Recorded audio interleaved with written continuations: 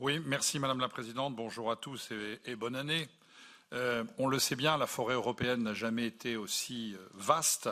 Rien que dans mon pays, elle couvre 30% de la superficie, bien supérieure à la période qui a suivi les grands défrichements du Moyen-Âge. Mais elle est aussi très diverse, cette forêt européenne.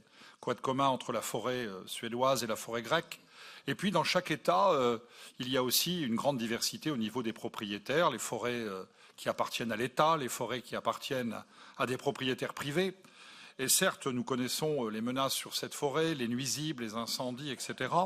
Mais nous pensons, nous, que la seule structure qui est capable de gérer cela, de faire un inventaire sur le terrain, ce sont les États. Alors moi, je veux bien que la Commission européenne prenne une compétence supplémentaire, en dehors d'ailleurs de tous les traités, mais il ne faut pas, je reprends une expression qui m'a plu tout à l'heure, construire la maison par le haut, par le toit, parce que justement, il y a cette volonté de coller au terrain. Je rappelle que les forêts ne sont pas une compétence de l'Union européenne et qu'on peut dire que d'ailleurs, dans la plupart des États de l'Union, les forêts sont bien gérées. Les forêts sont bien gérées. On sait exactement où on en est, on a l'inventaire précis de tout un tas de données. Alors certes, si l'Union européenne veut apporter sa pierre à l'édifice, pourquoi pas, mais sans priver les États membres de leurs compétences essentielles dans ce domaine.